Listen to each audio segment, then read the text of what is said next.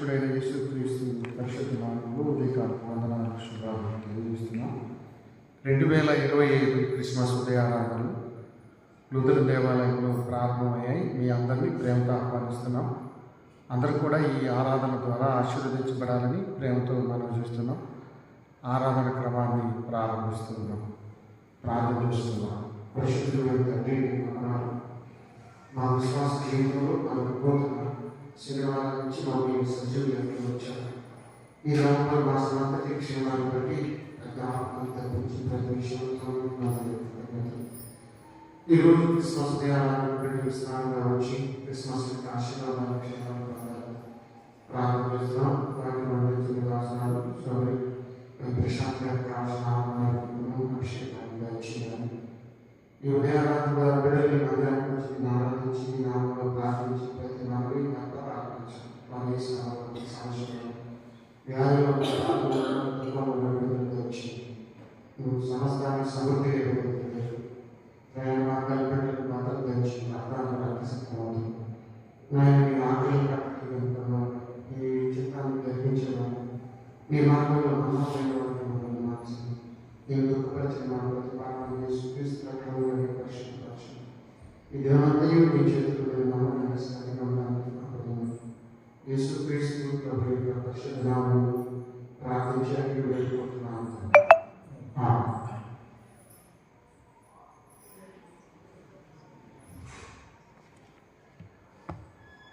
ఆంధ్ర క్రైస్తవ కీర్తనల పుస్తకం నుండి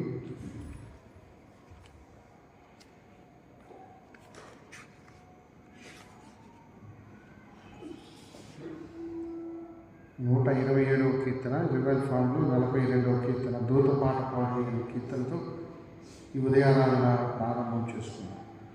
దూత పాట పాడుడి, రక్షకుని స్తుతించుడి, ఆ ప్రభువు పుట్టెను బేత్లెహేము నందున, భూజనము సౌఖ్య సంగమాయేను, ఆకాశమునందున మృగు పాట చాటుడి, దూత పాట పాడుడి, రక్షకుని స్తుతించుడి, ఊర్ధ్వలోకమందున గొల్వగా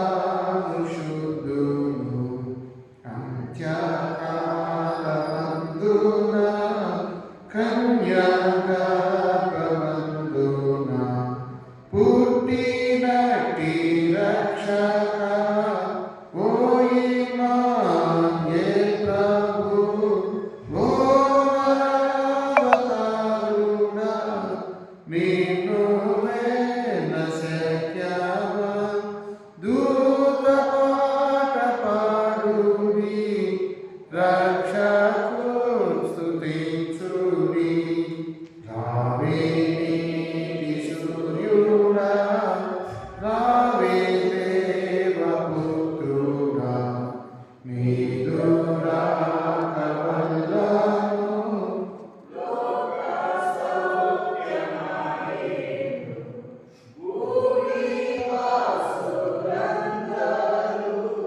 మృత్యు భీతి గెలుతును,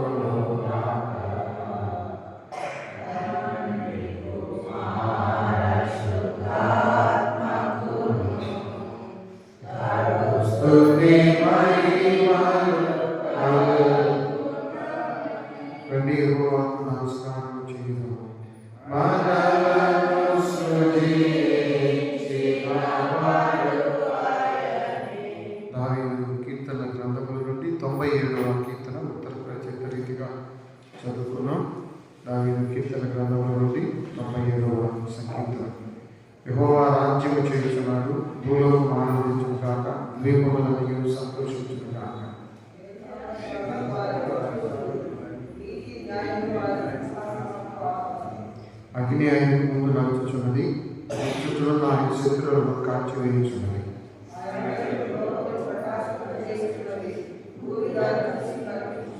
యెహోవా సన్నిధిని, సర్వలోకనాథుని సన్నిధిని పర్వతములు మైనవోలే కలుగుచున్నవి.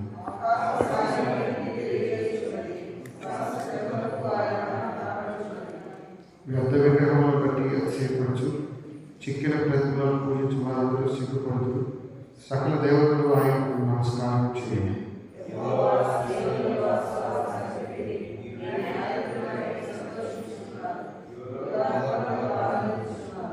యెహోవా భూలోకమంతటికి పైగా నీవు మహోన్నతుడై ఉన్నావు. సమస్త దేవతలకు పైగా నీవు అత్యధికమైన ఔన్నత్యమును పొంది ఉన్నావు.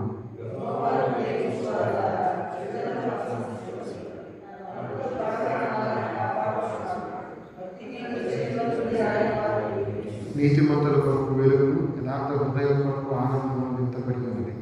నీతిమంతుల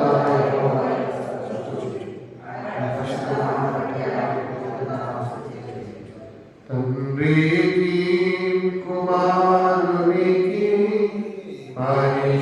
పరిశుద్ధాత్మకు ఆదియందు ఇప్పుడు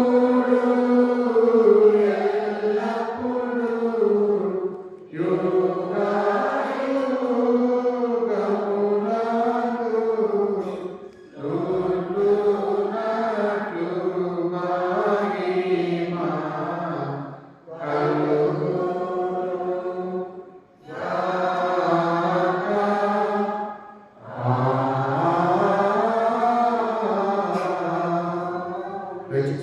కూర్చోబెట్టి నేటి దిన ధ్యానం కొరకు ఏర్పాటు చేయబడిన పరిశుద్ధ గ్రంథంలో ధ్యాన భాగం మత్తయి సువార్త 5వ అధ్యాయం 1-2 వచనాలు. సోదరి కంచెల పద్మలతిగా వచ్చి దైవగ్రంథం. మత్తయి సువార్త 5వ అధ్యాయం 1-2 వచనాలు.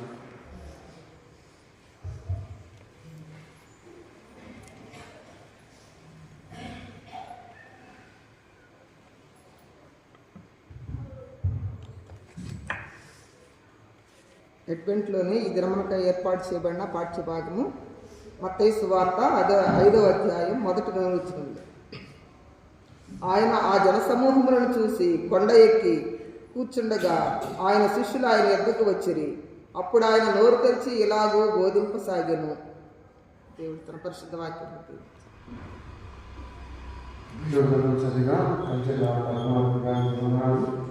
ఈరోజు మనకి సువార్త అందించేవారు సోదరి వై ప్రశాంతి గారు. వారి వాక్యాలు అందిస్తారు. వారిని ఆహ్వానిస్తూ ఉన్నాం ప్రేమతో. వారి వాక్యాలు అందించక ముందు ఆంధ్ర క్రైస్తవ కీర్తనలు 169వ కీర్తన, ఈ రివైల్ ఫామ్లో 34వ కీర్తన పాపికాశ్రయుడు నీవే కీర్తన పాడుకున్న తర్వాత సహోదరి మనకు దేవుని వాక్యం అందిస్తారు. పాపికాశ్రయుడా నీవే యేసు నీవే, పాపికాశ్రయుడా నీవే యేసు నీవే, ఉన్నత లోకము విడచిన నీవే, కన్య గర్భమున పుట్టిన నీవే యేసు నీవే, పాపికాశ్రయుడా నీవే యేసు నీవే.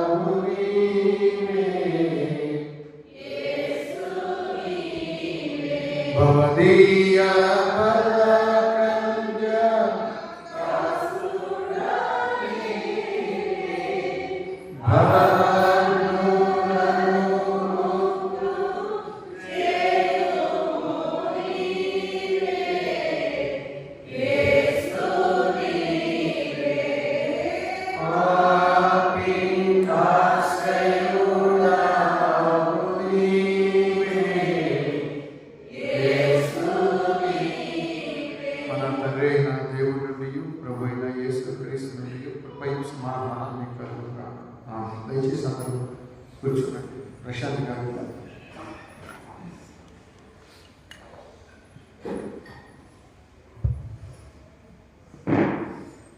దీన్ని చెప్తారా? తీసుకోండి.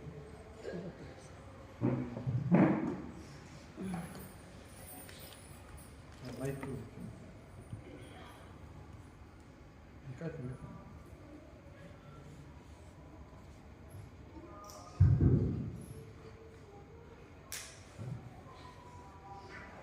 మన ప్రభువును రక్షకుడు ప్రభువైన యేసుక్రీస్తు వారి అతి శ్రేష్టమైనటువంటి బంగారు కాలములకు వందనాలు స్తుతులు స్తోత్రములు మొట్టమొదటిగా చెల్లించుకుంటున్నాను. మరి దేవుడు నాకు ఇచ్చినటువంటి ఈ అవకాశాలకై ఈ ఉదయకాలంలో మరి దేవుని అతి ప్రశస్త నామానికి వందనాలు స్తుతులు చెల్లించుకుంటున్నాను. అదేవిధంగా ఈ అడ్వెంట్ కాలంలో ఈ అవకాశాన్ని నాకు కల్పించినటువంటి మన సంఘ కాపరి గారికి ప్రత్యేకంగా వందనాలు చెల్లించుకుంటున్నాను. మరి సంఘ పెద్దలకు సంఘస్థులందరికీ కూడా దేవుని పేరిట వందనాలు. ఈరోజు మనం చదువుకున్నటువంటి కాంటెస్ట్ మత్తయి సువార్త 2వ అధ్యాయము 5వ వచనం. మత్తయి సువార్త 2వ అధ్యాయము నేను తీసుకున్న కాంటెస్ట్ 5వ వచనం. 4-5 వచనాలు ఒకసారి చదువుతాను, వినండి. మత్తయి సువార్త 2వ అధ్యాయము 4-5 వచనాలు. కాబట్టి రాజు ప్రధాన యాజకులను ప్రజలలో నుండి శాస్త్రులను అందరినీ సమకూర్చి క్రీస్తు ఎక్కడ పుట్టునని వారు అడిగారు. అందుకు వారు యూదయ బెత్లెహేములోని ఏలయనగా యూదయ బెత్లెహేమ, నీవు యూదా ప్రధానులలో ఎంత మాత్రము అల్పమైన దానవు కావు. ఇశ్రాయేలును నా ప్రజలను పరిపాలించే అధిపతి నీలో నుండి వచ్చును అని ప్రవక్త ద్వారా వ్రాయబడి ఉన్నది. మనకందరికీ తెలిసిన విషయమే. మరి ప్రభువారు బెత్లెహేం గ్రామంలో జన్మించినట్టుగా ఈ వాక్యం మనకి తెలియజేస్తుంది. అనేక ప్రవచనాలు చదివినట్టయితే ప్రతి ప్రవచనంలో కూడా బెత్లెహేం గ్రామం మనకి తెలియజేయబడుతుంది, చూస్తూ ఉన్నాం. ఇక్కడ మనం గమనించినట్లయితే దేవుని ప్రణాళిక చాలా గొప్పది. ప్రభువారు మన ఆలోచనలు వేరు, ప్రభువారి ఆలోచనలు వేరుగా ఉంటాయి. ఆయన ఆలోచనలు గొప్పవి, దొడ్డవి అని వ్రాయబడి పరిశుద్ధ గ్రంథంలో. కాబట్టి చిన్న కుగ్రామమైనటువంటి అతి చిన్నదైనటువంటి గ్రామమైన బెత్లెహేమును దేవుడు తన పుట్టుకకి ఆ ప్రణాళికలో ఏర్పాటు చేసుకున్నట్టుగా మనం ఈ వాక్యాల్లో చూస్తున్నాం. ఎన్నికలైనటువంటి గ్రామం, చిన్న గ్రామం. బెత్లెహేం అంటే రొట్టెల దూరం అని మనకు తెలుసు. అంటే ఆశీర్వదింపబడినటువంటి గ్రామం, దేనికి కూడా లోటు అన్నటువంటిది లేదు. ముఖ్యంగా ఆహారానికి లోటు లేనటువంటి గ్రామంగా బెత్లెహేం గురించి మనం చదువుతూ ఉంటాం. బెత్లెహేము చిన్న గ్రామం, కుగ్రామం, అల్పమైన దాని. ఈ వాక్యంలో బెత్లెహేము ఏమని చెప్పబడింది? నీవు యూదా ప్రధానులలో ఎంత మాత్రము అల్పమైన దానవు కావు. అల్పమైన దానం అంటే చిన్నది, అతి చిన్నది, లేకపోతే తీసివేయబడినది, ఎన్నిక లేనటువంటిది, ఇలాంటి అర్థాలన్నీ కూడా వస్తాయి. కాబట్టి మరి అటువంటి బెత్లెహేం గ్రామానికి ఈనాడు 25 సంవత్సరాల చరిత్రలో కూడా మనం బెత్లెహేం గ్రామాన్ని గుర్తు చేసుకుంటూ ఉన్నాం. అంటే దేవుడు ఒక గొప్ప ఆధిక్యతను ఆ యొక్క గ్రామానికి ఇచ్చినట్టుగా మనం చూస్తున్నాం. దేవుని ఏర్పాటులో బెత్లెహేం గ్రామంలో యేసు ప్రభువారు మనకు రాజులకు రాజు ప్రభువులకు ప్రభు అయినటువంటి గొప్ప దేవుడు అయినటువంటి యేసుక్రీస్తు ప్రభువారు ఆ బెత్లెహేం గ్రామంలో జన్మించాల్సి ఉంది. ఆ గ్రామాన్ని దేవుడు ప్రణాళికలో ఏర్పాటు చేశాడు. అంటే అతి చిన్న గ్రామం. దేవుని ఏర్పాటులో తీసివేయబడినవని కాదు, చిన్నవని కాదు, ప్రతి దానిని కూడా ఆయన నిలబెట్టుకొని తన యొక్క అద్భుత కార్యాలని చూపిస్తూ ఉంటారు. మన బైబిల్ గ్రంథంలో చూసినట్టయితే చాలా విషయాల్లో అతి చిన్న వాటిని, ఎన్నిక లేని వాటిని దేవుడు ముందుకు తెచ్చి అద్భుత కార్యాలు చేసినట్టుగా కూడా చూస్తూ ఉంటాం. అలాగే బెత్లెహేం గ్రామంలో మరి యేసు ప్రభువారు జన్మించడానికి దేవుడు ఏర్పాటు చేసినటువంటి ఒక కారణం. దేవుడి ప్రణాళికలో బెత్లెహేం గ్రామంలో యేసు ప్రభువారు జన్మించాలి. చిన్న గ్రామం. ఇంకోటి మనం గమనించినట్టయితే లూకా సువార్త 2వ అధ్యాయం 7వ వచనం 5 నుంచి 7 వచనాలు చదువుకోవచ్చు. లూకా 2వ అధ్యాయం 5 నుంచి 7 వచనాలు చదువుకుంటే అక్కడ కూడా రాయబడి ఉంది. ఆ సంఖ్యలో రాయబడుటకు గలిలయలోని నజరేతు నుండి, అంటే యోసేపు మరియు ప్రయాణం అన్నమాట. ఆ సంఖ్యలో రాయబడుటకు గలిలయలోని నజరేతు నుండి యూదయలోని బెత్లెహేం అనబడిన దావీదు ఊరికి యోసేపు మరియమ్మను తీసుకుని వెళ్ళింది. వారు అక్కడ ఉన్నప్పుడు ఆమె ప్రసవ దినములు నిండెను కనుక తన తొలిచూరు కుమారుని కని పొత్తి గుడ్డలతో చుట్టి సత్రములో స్థలము లేనందున ఆయనను పశువుల తొట్టిలో పరుండ పెట్టాను. ఇక్కడ కూడా నజరేతు కూడా ఒక చిన్న పట్టణం అని మనకి తెలుసు. అక్కడి నుంచి వాళ్ళు యూదయ బెత్లెహేంకి జనసంఖ్యలో పేర్లు రాయబడటకు, లెక్కింపబడటకు అక్కడికి ఆయన తీసుకొని వచ్చాడు. మరియమ్మని తీసుకొని యోసేపు గారు వచ్చారు. అయితే ఆమె ప్రసవ దినాలు నిండాయి కాబట్టి సత్రములు అన్నాడు. అప్పట్లో ప్రతి గ్రామానికి కూడా సత్రాలు ఉండేవంటే ఒక పెద్ద హాల్ అన్నమాట. హాల్ లాగా ఉంటుంది. అందులో ఆ గ్రామానికి సంబంధించిన సమావేశాలు కావచ్చు, అనేకమైనటువంటి కార్యక్రమాలు అక్కడ ఆ గ్రామానికి సంబంధించిన జరుపుకుంటూ ఉంటారు. అలాగే ఒకవైపు పశువులు కట్టివేయబడతాయి, వాటి మీద కూడా వేయబడుతూ ఉంటుందని ఒక పెద్ద హాల్ లాంటిది ఆ యొక్క సత్రం. అలాంటి సత్రాలు ప్రతి గ్రామంలో కూడా ఉంటుంది. మరి అంతటి సత్రం కూడా పూర్తిగా నిండిపోయి ఉంది. స్థలము లేనందున ఆయన పశువుల తొట్టిలో పరుండ పెట్టింది. అక్కడ కూడా మరి ప్రభువారు పొత్తిగుండలతో ఉన్నాడంటే మనం చూస్తూ ఉంటాం. ఎంత ఆనందం వేస్తుందో. క్రిస్మస్ అంటేనే మొట్టమొదటిగా గుర్తొచ్చేది పొత్తిగుండలో చుట్టబడినటువంటి యేసు ప్రభువారి. ఆ చిన్న బిడ్డ చూస్తే మనకు కూడా నిజంగానే ఆనందం వేస్తుంది. క్రిస్మస్ పండుగ అంతా కూడా ఆ ప్రభువారిని ఆ విధంగా చిన్న బిడ్డలు యేసురాజును చూస్తూ మనం క్రిస్మస్ పండుగ ఆనందంగా గడిపేస్తాం. మరి ఆ ప్రభు వారికి అంత చిన్న బిడ్డ కూడా స్థలము లేదు, తల్లిదండ్రికి లేదు, బిడ్డను పడుకోబెట్టడానికి లేదు. అందుకని వాళ్ళు ఏం చేశారంటే సత్రంలో స్థలము లేనందున ఆయనను పశువుల తొట్టిలో పరుండబెట్టడం జరిగింది.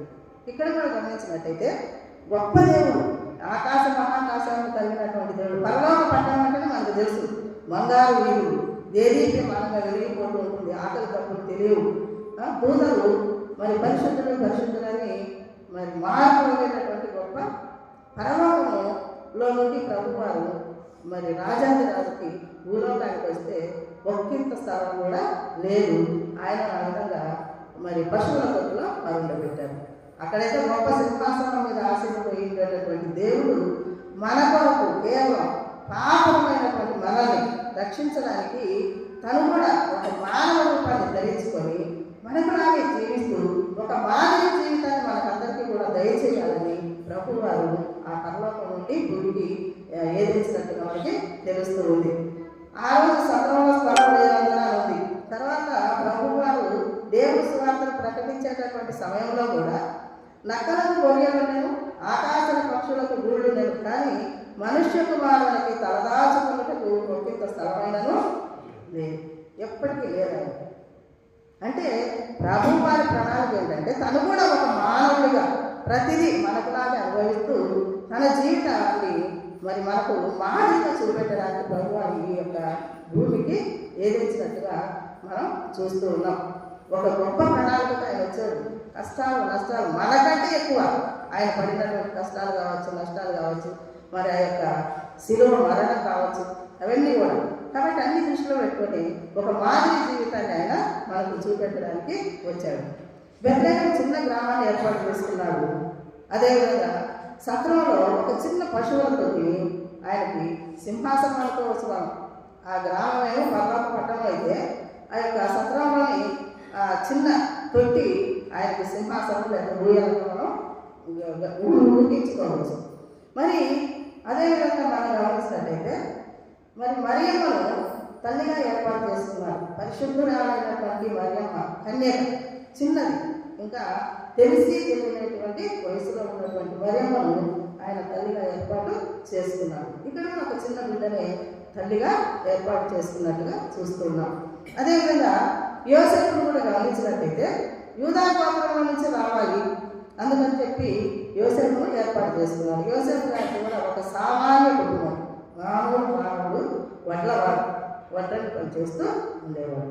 ఈ విధంగా ప్రభువు వారిని చూసినట్టయితే ప్రతి విషయంలో కూడా అతి చిన్న లేదా తక్కువైనటువంటి ఆ విషయాలని ఆయన ఏర్పాటు చేసుకొని మనలో ఒకటిగా తన జీవిత విధానాన్ని చూపిస్తూ మీరు కూడా ఇలా జీవించండి అని చెప్పి మనల్ని రక్షించడానికి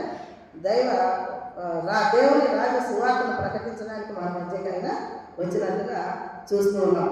ఆయన అనుకుంటే చాలు ఒక పెద్ద పట్టణాన్ని ఏర్పాటు చేసుకోవచ్చు, లేదా ఒక పెద్ద బిల్డింగ్ని ఏర్పాటు చేసుకోవచ్చు, 5 అంతస్తుల భవనాన్ని కావచ్చు ఏర్పాటు చేసుకోవచ్చు. ఒక పెద్ద అధికారులు లేదా యజమానులు, బాగా ధనవంతమైనటువంటి యజమానుల కుటుంబాన్ని ఏర్పాటు చేసుకొని ఆ కుటుంబంలో కూడా జన్మించవచ్చు. ఏ లోటు లేకుండా కూడా ఆయన జీవించడానికి అవకాశం ఉంది. కానీ అవి ఏమి కూడా ప్రభు వారు చేయలేదు.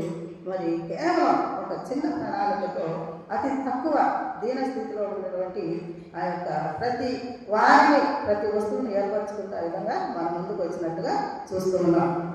అంతేకాకుండా మరి ప్రభువారు మరి ఇక్కడ నక్కలకు గొర్రెలను ఆకాశ పక్షులు కూడా ప్రభువారికి స్థలం లేదు. ఎందుకంటే మనం అక్కడ గమనించవచ్చు, ప్రతి రోజు కూడా ప్రభువారు యెరూషలేము నుండి ఒలీవ కొండకి ప్రార్థన చేయడానికి వెళ్తారు. సాయంకాలం అవగానే శిశువులు తీసుకుని వెళ్ళేవాడు. అక్కడ చాలా సమయం అంతా కూడా మరి కొండ మీద ఒక రాతిని ఆధారం చేసుకుని అక్కడ మోకాళ్ళని దేవునికి ప్రార్థన చేస్తూ దేవునితో మాట్లాడుతూ ఆయనతో గడుపుతూ ఉండేవాడు. మళ్ళీ తెల్లవారి మళ్ళీ ప్రయాణం యెరూషలేములోని ఆ యొక్క సమాజ మందిరానికి వస్తూ ఉండేవాడు. అంటే ఆయన ప్రయాణం అంతా కూడా ఒలీవ కొండ, లేకపోతే ఈ సమాజ మందిరం, లేదంటే దేవుని రాజ్య సువార్త ప్రకటిస్తూ అనేక గ్రామాలను తిరుగుతూ ఉండేవాడు. కాబట్టి ఒక స్థలం అంటూ ఆయన ఏర్పాటు చేసుకోలేదు. మనమైతే ప్రార్థనకు మోకాళ్ళు వంగితే చాలు మనం దేవుడికి లక్ష మొరపెట్టుకుంటాం. అది కావాలి, ఇది కావాలి, అలా ఉండాలి, ఇలా ఉండాలి, అందరికీ మనకే కావాలని అనుకుంటాం. అధికారం కావాలి, బంగారం కావాలి, ఆస్తిపాస్తులు కావాలి, అంటే ఈ లోకానుసారంగా మన ప్రార్థనలు ఉంటూ ఉంటాయి. అందుకని దేవుడు అది కూడా మాదిరిగా చూపెట్టడానికి ఆ ఒలీవ తోటలోకి లేదా గెచ్చమని తోటలోకి వెళ్ళి దేవుడి చెంత అనేక పర్యాయాలు లేకపోతే ఎక్కువ సమయాన్ని దేవునితో ప్రార్థనలో గడుపుతూ ఉండేవాడు. కాబట్టి ఇక్కడ మనం గమనిస్తే దేవునిలో ప్రార్థన చేయటం అన్నటువంటిది మనం ఇక్కడ యేసు ప్రభు వాటి గురించి మరి నేర్చుకుంటూ ఉండవలసిన వారమై ఉన్నాం. అంతేకాకుండా దేవుడు గెత్సేమనే తోట నుంచి యెరూషలేములోని సమాజ మందిరానికి బయలుదేరి వస్తున్నాడు. వెంబడే శిష్యులు కూడా ఉన్నారు. నార్మల్ మానవుడే ఇప్పుడు దైవత్వం ఉంది దేవుల్లో, కానీ ఆయన ఆకారం మానవుడి ఆకారంలోనే ఉన్నాడు. కాబట్టి మనకులాగే తనకు కూడా ఆకలి వేసి అంజూరపు చెట్టు దగ్గరికి వెళ్ళాడు. అంజూరపు చెట్టు ఎలా ఉంది, చక్కగా పచ్చని ఆకులతో కడకలాడుతూ ఉంది. మరి పళ్ళు ఏమైనా దొరుకుతాయేమో ఇది ఆకలి తీర్చుకుందాం అనుకున్నాడు ఆయన. అంటే ఒక సామాన్య మానవుడిగా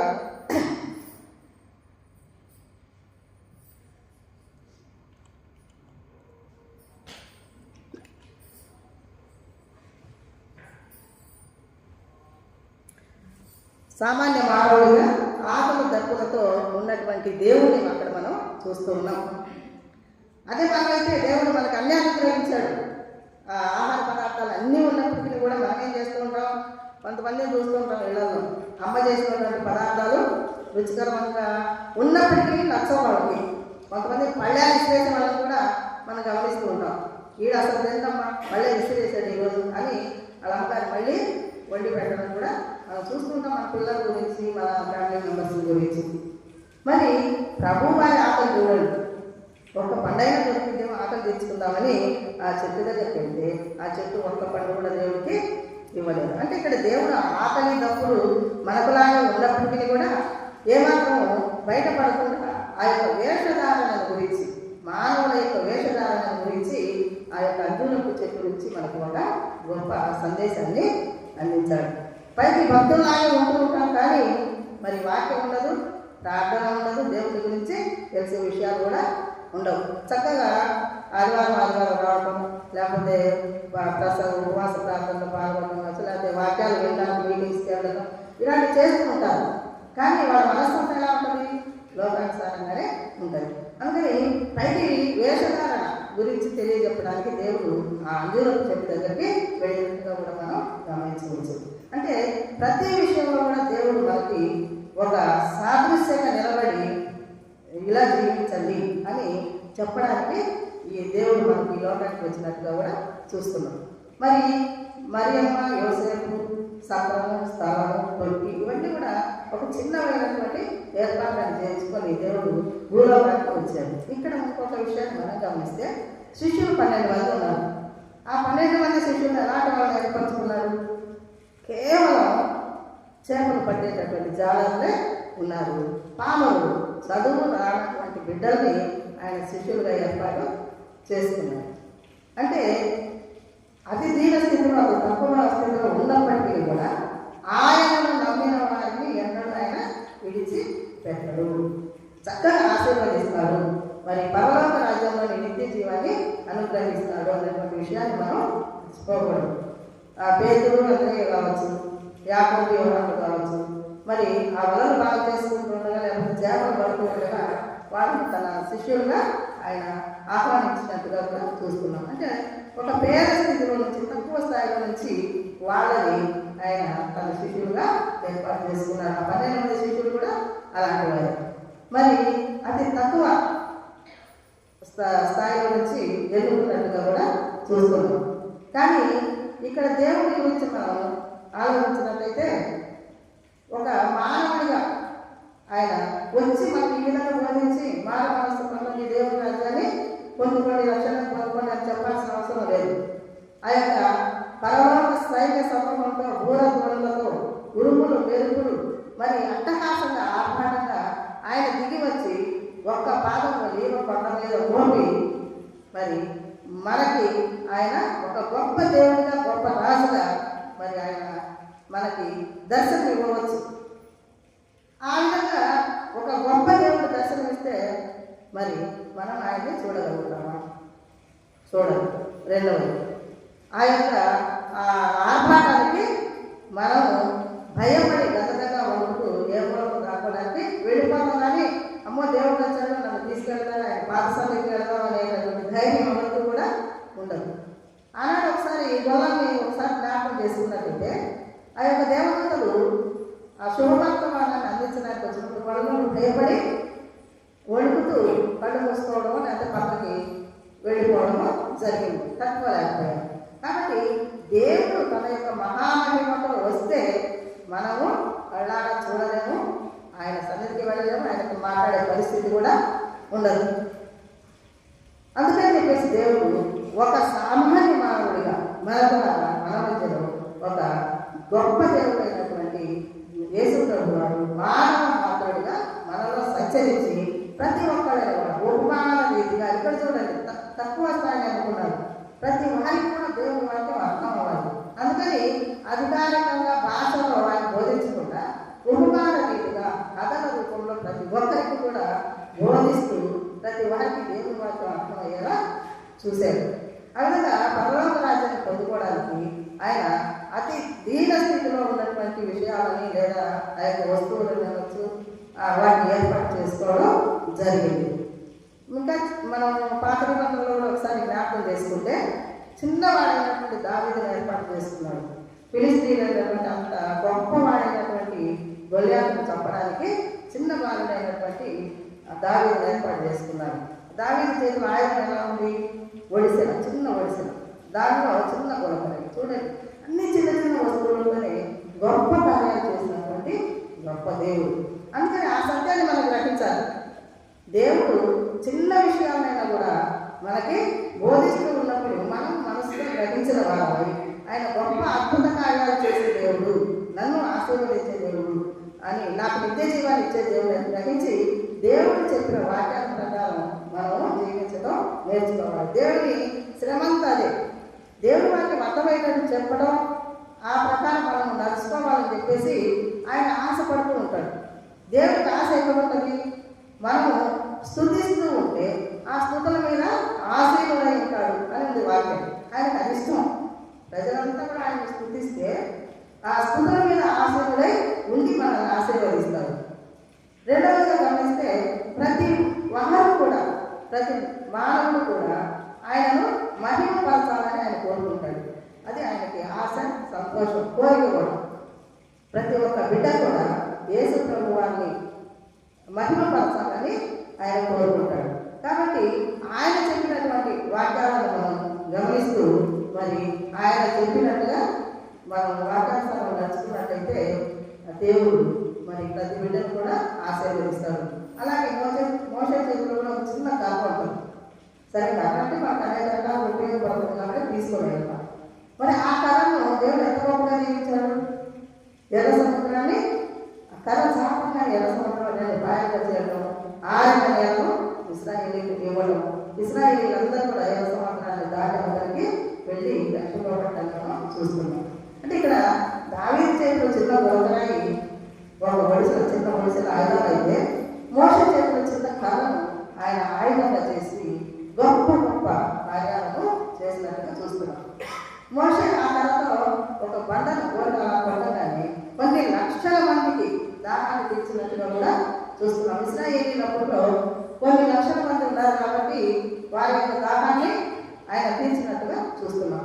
ప్రభువు వారు ఏంటంటే అతి దీన స్థితిలో ఉన్నటువంటి విషయాలని గొప్ప అద్భుతాలుగా చేసేటటువంటి దేవుడు. అంతేగాని అంత పెద్ద అధికారాలు లేకపోతే సమస్తము అన్ని ఏర్పాటు చేసుకుని వచ్చి నేనే నీకు రాదు, నేనే ప్రభువునని ఆయన ఏనాడు కూడా మనకి చెప్పలేదు. నేను మెస్సియాను నన్ను గ్రహించుకోండి అని మామూలుగా చెబుతూ వచ్చాడు. కానీ ఎదుర్కొన్నటువంటి యూదులు కావచ్చు, శాస్త్రులు కావచ్చు, పరిసయ్యులు కావచ్చు, మేము మెస్సియా కోసం ఎదురు చూస్తున్నాము అని అంటారు. ప్రభువుని ఎదురుగా పెట్టుకొని కూడా. కాబట్టి గ్రహించగలిగేటటువంటి మనస్సు ఉండాలి. ఆనాడైతే ప్రభు వారిని వాళ్ళు గ్రహించలేదు, తెలుసుకోలేదు. నిన్న చాలా వాక్యం చెప్తూ వారు ప్రభువుని తెలుసుకోలేదు, అలాగే స్వర్గీయులు అంగీకరించలేదు. ఎదురుగానే ఉన్నాడు దేవుడు, అయినా కూడా వాళ్ళు తెలుసుకోలేక పోయారు. ఈనాడు మనమైతే వాక్యం ద్వారా, దేవుడు నిత్యం వాక్యం ద్వారా మనతో మాట్లాడుతూనే ఉంటాడు. కాబట్టి యేసు ప్రభు వారే గొప్ప దేవుడని, రక్షకుడని, ప్రభువని మనము నమ్మి ప్రతి వాక్యాన్ని కూడా మనసుతో గ్రహించి దేవుడు చెప్పినట్టుగా నడుచుకోవడానికి ప్రయత్నం చేయాలి. ఆ మానవ మాత్రంలోనే మనమంతా తప్పులు చేస్తూ ఉంటాం, పడుతూ ఉంటాం, లేస్తూ ఉంటాం అని ప్రార్థన చేస్తూనే ఉంటాం. కానీ అది సమంజసం అయితే కాదండి. దేవుడిని ప్రార్థించాలి, అయ్యా శక్తిని ఇవ్వండి, ఈ వాక్యాన్ని గ్రహించే మనసును అనుగ్రహించండి, వాక్యానుసారంగా జీవించగలిగేటటువంటి శక్తిని కూడా ఇవ్వమని మనం దేవుడిని ప్రార్థించగలగాలి. అంతేకాకుండా సామాన్య మానవులుగా అందరికీ దగ్గరగా వచ్చి ఆయన మరి మన జీవితాన్ని సరిచేసుకోవాలని ఆయన తన జీవితాన్ని ఒక మాదిరికరంగా మనకి చూపించినట్టుగా మనం ఆయన జీవిత విధానంలో చూస్తూ ఉన్నాం. కాబట్టి ఈ ప్రజల వల్ల దేవుడు స్తుతి మహిమను పొందుకోవాలనుకున్నాడు. అదేవిధంగా ఆయన మహిమపరిచే వాళ్ళగా మనందరం ఉన్నట్టయితే దేవుడు చాలా సంతోషంగా ఉంటాడు. ఆయన కృప మరి మనందరికీ కూడా ఎల్లప్పుడూ ఉండాలంటే మనం వాక్యానుసారంగా జీవించేవాళ్ళమై ఉండాలి. నేనంతనే ఎంత పాపిని, నా దగ్గరికి దేవుడు ఎందుకు వస్తాడు అనేటువంటి విషయాన్ని మనం అక్కడ పెట్టాలి.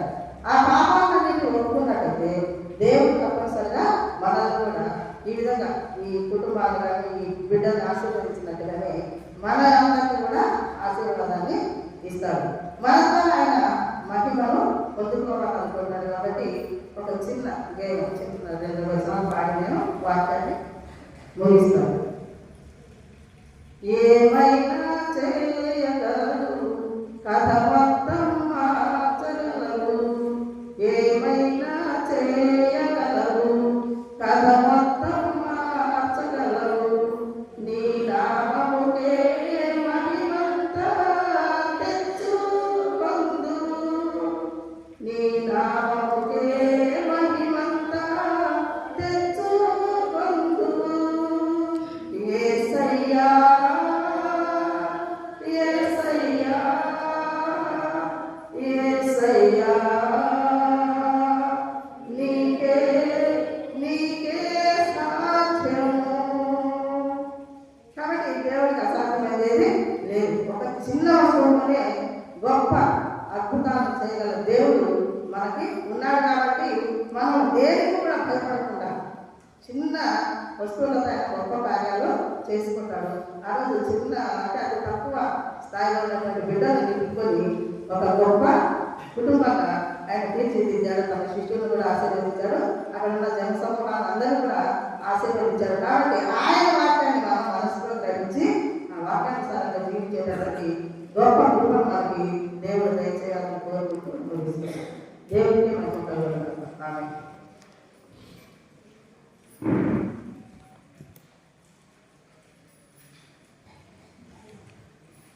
ప్రభునందు ప్రియమైన వారులారా, ఈ దినపు ధ్యానం కొరకు స్వార్థను అందించినటువంటి శ్రీమతి వై ప్రశాంత్ గారికి సంఘపక్షాన అమరాలు దైవగారు చదివిన కంచెల పద్మలతి గారు కూడా అమరాలు చదివిస్తున్నాను. ఈరోజు మనకు టీ మరియు స్నాక్స్ ఏర్పరిచిన వారు కీర్తిశేషులు తెలిచెట్ల యోగ మాస్టర్ గారి కుటుంబం, వారి టీచర్ గారు, వారి బిడ్డలు, వారికి సంఘపక్షాన తెలియజేస్తున్నాం. రేపటి కార్యక్రమం ఆదివారం యథావిధిగా 9 గంటలకి ఆరాధన ఉంటుంది. సోమవారం నుండి ఈ ప్రోగ్రాం దీన్ని ఫాలో అవుతాం. దీనిలో ఉన్నటువంటి లెసన్ ఉంటాయి. ఈ సోమవారం నుండి మనం ఈ కార్యక్రమాన్ని ఈ ప్రోగ్రామ్ షీట్లో ఉన్నట్లు నడుచుకుంటాం. దాంట్లో మొదటి సోమవారం డాక్టర్ దేవప్రసాద్ గారు వాక్యాన్ని చెప్తారు. కాబట్టి ప్రార్థన చేయండి. ఇంకెవరైనా మీలో టీ కానీ స్నాక్స్ కానీ ఇవ్వాలనుకున్న వారు సంఘ పెద్దలకి మీ పేర్లు ఇవ్వాలని మనవి. అలాగే త్వరలోనే సంఘ పెద్దల మీటింగ్ ఉంది. కాబట్టి స్త్రీల సమాజం వారు, సండే స్కూల్ వారు, యూత్ వారు మీ కార్యక్రమాలు అవన్నీ కొంచెం పెన్ను పేపర్ మీద పెట్టి పాస్ గారికి ఇస్తే దానిలో మాట్లాడవలసి ఉంటుంది. స్త్రీల సమాజం వారు క్రిస్మస్కి సంబంధించిన క్విజ్ మరియు ఎగ్జామ్ జరుగుతుంది కదా, దాన్ని మొదటి సమయాలు గ్రంథం మొదటి 16 అధ్యాయాలు క్విజ్ కింద, 17 నుండి 31 అధ్యాయాలు ఎగ్జామ్, అంటే 2 ఎగ్జామ్లు ఉంటాయి. మొదటి సమయాలు గ్రంథం మొదటి అధ్యాయం నుండి 16 అధ్యాయాలు క్విజ్, 17 నుండి 31 అధ్యాయాలు. అంటే మొదటి సమయాలు గ్రంథం అంతా అనుకున్నా కానీ మీకున్న సమయం కొద్దే, ఆ సమయంలో మిమ్మల్ని ఇబ్బంది పెట్టకూడదన్న ఉద్దేశం మీద అలా అనుకోవడం జరిగింది. తలలో వచ్చి ప్రార్థన చేసుకున్నాం. పరిశుద్ధుడు అయిన తండ్రి, ప్రేమపూర్వకుడు అయిన దేవా, దయగల తండ్రి, మీ వందనాలు. మా విశ్వాస జీవితంలో నూతన శనివారం నుంచి సజీవులకు వచ్చారు. ఈ నవంబర్ మాసం ముగింపు దినాల్లో ఉన్న ఉదయానికి మధ్యాహ్నం చేసిన బిడ్డల పక్షాన ప్రార్థన చేస్తున్నాం. ఆయన మళ్ళీ సోమవారం నుండి తిరిగి క్రిస్మస్ ధ్యానాలను కొనసాగించడానికి బిడ్డలు మంచి ఆరోగ్యము క్షేమము దయచేయండి. సోమవారం వాటికి చెప్పడానికి దేవప్రసాద్ ఆరోగ్యం ఆత్మబలం దయచేయండి. ఈ దినం మీ సన్నిధికి వచ్చిన ప్రతి బిడ్డలు దీవించి దైవగ్రంథం చదివిన సహోదరు కంచెల పద్మలతి గారి కొరకు వారి యొక్క జీవితంలో మీ కాపుదల కుమార్తె సేవా కుమార్ని జ్ఞాపకం చేసుకుని చక్కని వర్తమానాలు శ్రీమతి వారికి ఆరోగ్యం దయచేయండి. వారికి యజమానులు సుందరదాస్ గారి మంచి ఆరోగ్యం ఆయిస్తాను. దూరదేశంలో ఉన్నటువంటి కుమార్తె నక్షత్రాలకు సుందరదాస్ గారి ప్రార్థన చేస్తున్నాం. వారికి దీవించండి. ఈ ఈరోజు సంఘాన్ని ప్రేమించి మరి జీవన విశ్వాసించినటువంటి వారి టీచర్గా నాయన కీర్తి చేస్తూ యువమాస్ గారు సంఘంలో పెద్దగా సంఘాన్ని ప్రేమించగా మరి వారి సంఘం పిలువబడ్డారు. టీచర్ గారికి కావాల్సిన ఆరోగ్యము క్షేమం ధైర్యం మరి పెద్ద కుమార్తె నన్ను ఆశాత్మక గర్భఫలం శామన్ శైలి కూడా గర్భఫలం ఇచ్చి బిడ్డలు జీవించినట్టు వారికి తోడుగా ఉన్నటువంటి బిడ్డలకు మీరు అంతగా ఉన్న బిడ్డలు ఆనందించారు. ప్రేమ పరిశుద్ధమైన తండ్రి తలలో వచ్చి మధ్యలో ప్రార్థిస్తున్న బిడ్డలంతా దర్శించారు. ఈ శనివారం బిడ్డలకు కావాల్సిన ఆరోగ్య క్షేమాలు వచ్చి ప్రతి ఉదయం మీకు మాకు నూతన ఆశీర్వాదాలు సిద్ధపరుస్తున్నాను. మీ కృపార్థం లేదు మరి యేరుషలేము యూదయ సమరయ బుద్ధిగా పరిచయం ప్రార్థన చేస్తున్నాను. నైజీరియాలో రక్తం ఏమై ప్రవహిస్తుంది. అక్కడ క్రిస్మస్ జరుపుకోవాలైనా ఉత్తర కొరియా విశ్వాత్మ ఆలోచన ఎన్నో ముస్లిం దేశాలు బౌద్ధ దేశాలు ప్రవేశిస్తున్నంత అలాంటి ఆఫ్ఘనిస్తాన్ కూడా సేవకులు ఇబ్బంది భారతదేశంలో తోమాదేశ నుండి జీవన ఫ్యూచర్ బిలీఫ్ భారత సేవకులు ఉత్తరప్రదేశ్ మధ్యప్రదేశ్ మహారాష్ట్ర ఛత్తీస్గఢ్ ఒరిస్సా మణిపూర్ గాయాలు మీకు తెలుస్తున్నాయి. అలాగే ఆత్మ సవాళ్ళు సేవలోని మాధురి ఆత్మలు సేవకులు స్వార్థులు హృదయాలు సేవ చేయడానికి కావాల్సిన ఆరోగ్య క్షేమాలు వచ్చి చాలా చిన్న వయసులో నిశాంతి పిలువబడిన కాపాడుకుంటున్నాను జ్ఞాపకం చేస్తున్నాను. అనారోగ్యంలో కాపాడు అలాగే అధికారులను జ్ఞాపకం చేస్తున్నాను. ఈ చలికాలం రోడ్డు ప్రకారాలు అభాగ్యాలకి ఆహారం ఇచ్చేవారు దుప్పటించి మరి క్రిస్మస్ దినాలు ప్రేమ వ్యక్తం చేసే కూడా ప్రారంభిస్తున్నాను. ఆయన మా సంఘ కుటుంబాలన్నింటి గురించి ప్రారంభిస్తున్నాను. బాపట్ల పట్టణంలోని అనేక మతాలు దీవించింది. మాతో క్రైస్తవ కుటుంబాల సేవకులు దీవించి అక్కడ కృష్ణోగులు జ్ఞాపకం చేస్తున్నాను. క్రైస్తవంలోని అన్ని కులాల మతాలను దీవించి పాత హిందువుల కుటుంబాలన్నింటి దీవించి సంఘ పెద్దలు సండే స్కూల్ పెళ్లి ఉపాధ్యాయులు స్త్రీల సమాజం యవనస్తులు వృద్ధులు పెద్దలు ప్రతి వారిని దీవించి ఆ బిడ్డలు ఇతర జిల్లాలో ఇతర రాష్ట్రాలు ఇతర దేశాల్లో వారందరూ ఆరోగ్యంగా వారి మార్గాల్లో చక్కగా ఉద్యోగాలను ప్రారంభిస్తారు. చదువుకుంటే బిడ్డలు ఉద్యోగాలు మరి ఎంతో వయసులో బిడ్డలు పరిశుద్ధ వివాహాలు గర్భఫలాలు ఎంతో మంది మరి గర్భఫలాల్లో నిరీక్షిస్తున్నారు. నిరీక్షే బహుమానం ఆశగా ఈ క్రిస్మస్ దినాల్లో వారు గర్భఫలాలతో సంతోషించాలని ప్రార్థిస్తున్నాను. పేదరికంలో కుటుంబాలు అప్పులు కుటుంబాలు సొంత గృహాలు బిడ్డలు పెంచుకోవాలని ప్రార్థిస్తున్నాను. ఒకరిని ఒకరిని కుటుంబం మీరే తండ్రిగా తోడుగా ఉండి వారిని నడిపించాలని వేడుకుంటున్నాను. దైవమాతని శారీరక ఉపాధిలో బిడ్డలు దర్శించండి. హైవీపీ కానీ లోపీపీ కానీ షుగర్ వెద సమస్య క్యాక్ సమస్య బట్ సమస్య ఆస్తమాన్ జీవకోశాలు గుండె జబ్బులు శారీరకలు ఎక్కువైపోతున్నాయి. క్యాన్సర్ ఎక్కువైపోతుంది. మరణ బతకాలు ఎక్కువైపోతున్నాయి. తప్పించి ప్రయాణ బిడ్డల భద్రత తెచ్చి ఆహారాలు రక్త సిద్ధమవుతుంది. మా సంఘ బిడ్డలు ఆసుపత్రిలో ఉన్న ఆరోగ్యంలో వ్యాధి బాధలను యేసుక్రీస్తునామమున విడుదల తెచ్చి ప్రేమలు పరిశుద్ధ తలవంటి బిడ్డల వ్యక్తిగత ప్రార్థనలు సమర్పించి ఈ క్రిస్మస్ నిమిత్తమైన ప్రజలు దేశ విదేశాల నుండి ప్రయాణం చేసే సమయంలో తోడైంది. మరి క్రిస్మస్ పురస్కరించుకొని బిడ్డలు చేసే కార్యక్రమాల సంఘాలు యూత్ క్రిస్మస్ సండే స్కూల్ స్త్రీల క్రిస్మస్ పెద్దల క్రిస్మస్ సీనియర్ సిటిజన్ క్రిస్మస్ ఈ సంఘ కార్యక్రమాలన్నీ మహిళా పథకానికి ప్రబోధించి అనుసారి వాక్యం అందించిన సోదరు ప్రశాంత్ బిడ్డలు ప్రేమించి మరి సంఘానికి తీసుకున్నటువంటి వాళ్ళని చూసుకున్నాం. తిరిగి రేపు ఉదయం 9 గంటలకు మేము మా కుటుంబాలని ఆదివారం ప్రారంభంలో పాల్గొనే సోమవారం నుండి ప్రారంభమయ్యే క్రిస్మస్ ఉదయాలలో బిడ్డలందరూ మందిరానికి ఓపిక ఆరోగ్యం పెంచి ఈ సేవలు ఎంతో మంది ఆయాసంతో జరుగుతో చూడడానికి బాధపడుతున్నారు. విడుదల తెచ్చి తనలో వచ్చిన బిడ్డల వ్యక్తిగత ప్రార్థనలను సమర్పించింది. మా యావత్ పాపదోషాలు క్షమించడం మా ప్రభువులో ప్రియరక్షకుడే యేసు పరిశుద్ధ నామములో అడిగి వేడుకొచ్చున్నాము తండ్రి.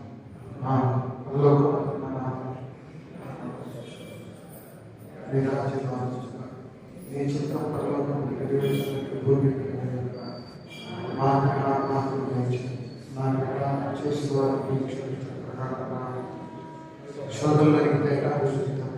నా జపము శక్తియు మహిమయు నిరంతరం నీవే.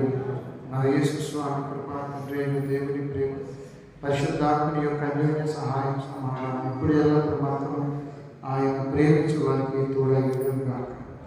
పాపి కాశ్రయుడా యేసు నీవే పాపి ఆశ్రయుడా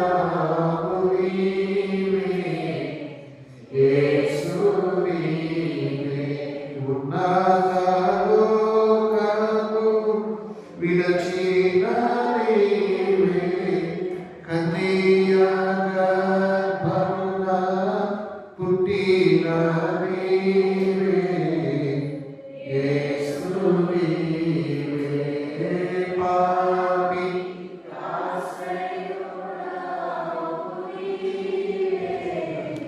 యేసు నీవే. అందరికీ వందనాలు. కింద మీకు టీ మరియు స్నాక్స్ సిద్ధపరిచారు, తీసుకుని వెళ్ళండి. ఆదివారం పెద్దలాడి 9 అయితే 9 గంటలకి ఆరాధన టైంలోనే రావడానికి తప్పక ప్రయత్నం చేయండి. సోమవారం నుండి తిరిగి అందరూ క్రిస్మస్ ఉదయ ఆరాధనకు రండి. మీరు ఎవరైనా టీ కానీ స్నాక్స్ కానీ ఇవ్వాలనుకుంటే పెద్దలే సమయం.